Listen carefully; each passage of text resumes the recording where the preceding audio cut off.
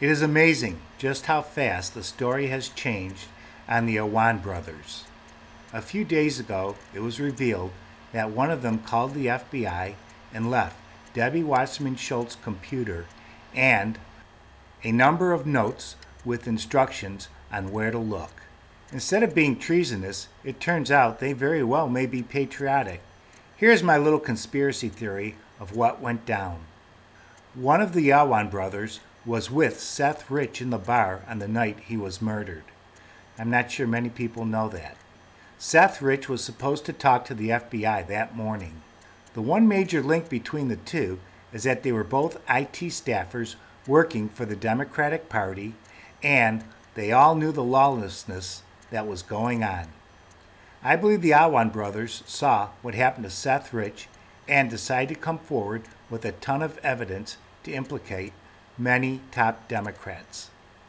In order to try and cover up one of their tracks, they introduced the Donald Trump-Russia collusion story, which by now everyone knows is going nowhere fast and is a bunch of bull. Trent Franks, who knows a little bit about what's going on, said this in an interview with Lou Dobbs. Today on Capitol Hill. Joining me now to talk about that, Republican Congressman Trent Franks of Arizona, member of the Armed Services and Judiciary Committees. Congressman, great to have you with us. Always love being on. Well, let me turn to, first of all, what do you make of the deal with Debbie Wasserman Schultz's IT's advisor's wife now ready to deal? Well, Lou, I don't want to talk out of school here, but I think you're going to see some revelations that are going to be pretty profound. And the fact that this wife is coming back from Pakistan and is willing to face charges, as it were, I think there's a good chance that she's going to receive some type of immunity to tell a larger story here that's going to be pretty disturbing to the American people.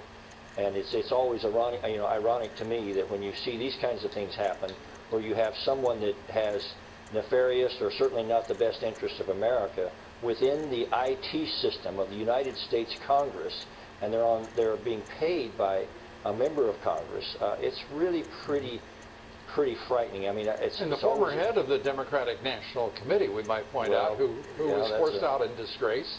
Yeah. Well, I'm always amazed, how the Democrats can talk about Russia so much. They couldn't find Russia on a map 20 years ago.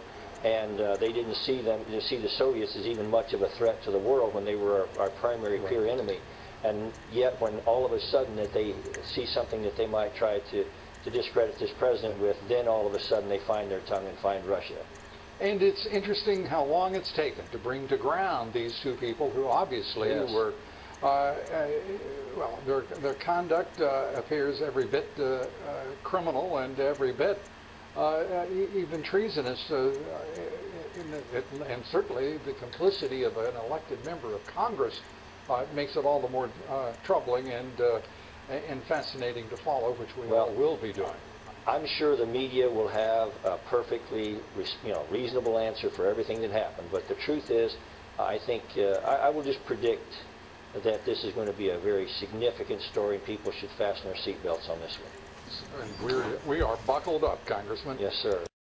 Well, there you have it. Hopefully, in the very near future, the Democratic Party will no longer exist for the good of our country.